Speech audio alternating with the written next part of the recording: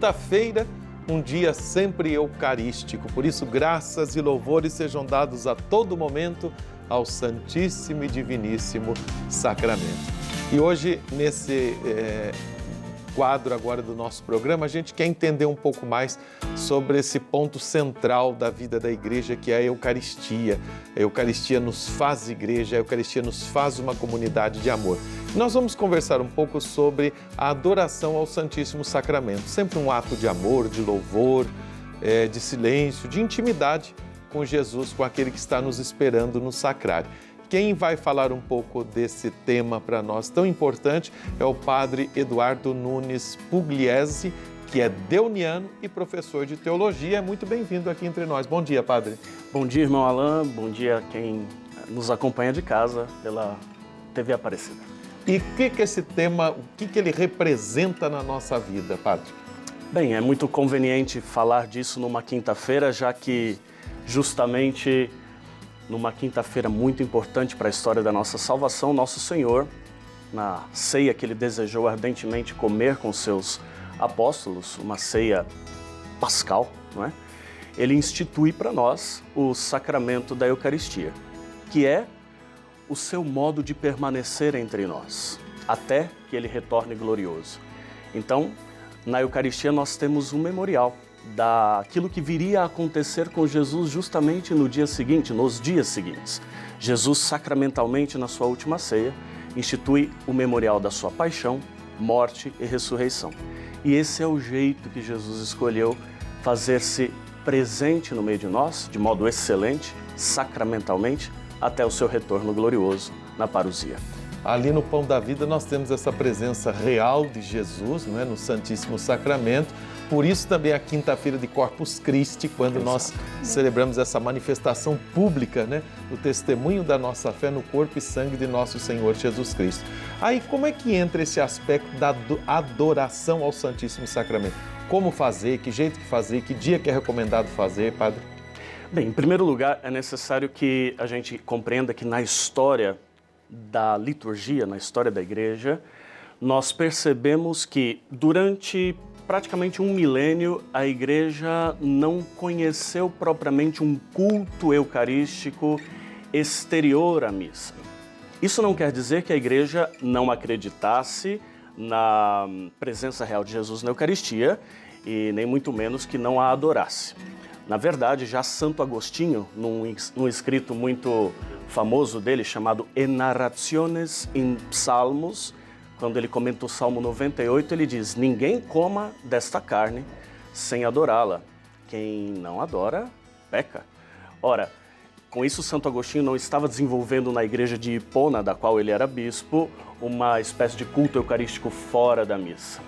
Ele estava simplesmente dizendo que a Eucaristia celebrada, ou seja, a Santa Missa, é o principal momento de adoração ao Santíssimo Sacramento.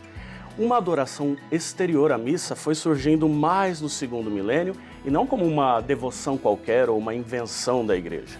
Na verdade, durante um milênio nós não tivemos conturbações teológicas a respeito da Eucaristia, mas infelizmente no segundo milênio surgem heresias em torno da Eucaristia. Então também a igreja reforça esse aspecto da sua fé na presença real de Jesus, neste Santíssimo Sacramento, cultivando o culto, né? Promovendo o culto a Jesus, né? Mas a gente tem que sempre entender que essa devoção que os fiéis podem ter e manifestar exteriormente à missa, fora da missa, pelo Santíssimo Sacramento, não se trata de um ato necessariamente isolado da missa. Nós todos temos que compreender que ali, naquele momento em que visitamos o sacrário, eis aí um modo de adorar Jesus, não é? Visitamos o sacrário, ou quando num momento solene Jesus está exposto no ostensório, sobre o altar, nós estamos vivendo a Santa Missa, de modo continuado, num aspecto que durante o rito da missa não nos é possibilitado tanto. Nós temos alguns momentos em que ajoelhamos-nos, em que fazemos o nosso ato de adoração, mas ali, no silêncio da adoração exterior à missa, a gente tem mais tempo para cultivar essa intimidade com Jesus e a certeza de fé da sua presença real. Isso é muito bonito, né? O Santo Agostinho, como o senhor cita, São Tomás de Aquino, nos seus grandes hinos à Eucaristia, vai dizer dessa humanidade, dessa divindade, dessa presença, desse mistério de fé que nós celebramos em cada Eucaristia, que é sempre a nossa Páscoa. E essa Eucaristia, a gente diz assim, essa Eucaristia que eu adoro, essa Eucaristia que eu comungo, São Paulo vai falar isso, a comunhão que eu recebo, se não for para me transformar, é minha própria condenação. Então, isso quer dizer que a gente deve ir cristificando também a nossa vida? Exato. Você citou Santo Tomás de Aquino, ele que recebe aí a atribuição da composição do hino Tantum Ergo Sacramento, escreve: Prestet fides supplementum sensuum defectui, ou seja, a fé preste, a fé funcione como suplemento para completar os defeitos dos sentidos, ou seja, os nossos sentidos continuarão a observar no ostensório pão. Quando recebemos Jesus na comunhão, sentimos o paladar do pão, do vinho. Mas a fé vem por suplemento completar o que os sentidos não nos podem oferecer. Ou seja, de que Jesus está presente e que ao comungar a sua presença e ao contemplá-la e adorá-la também num culto exterior à missa, na nossa paróquia, numa visita ao sacrário, na solenidade de Corpus Christi, por exemplo, né? Quando nós fazemos isso, nós vamos sendo cristificados, como foi o verbo aí utilizado por você, irmão. É isso, nós vamos nos transformando em Cristo. Todo o alimento que a gente recebe, do ponto de vista biológico, se transforma em nós, não é? Os nutrientes entram no nosso corpo e ajudam a compor o nosso corpo.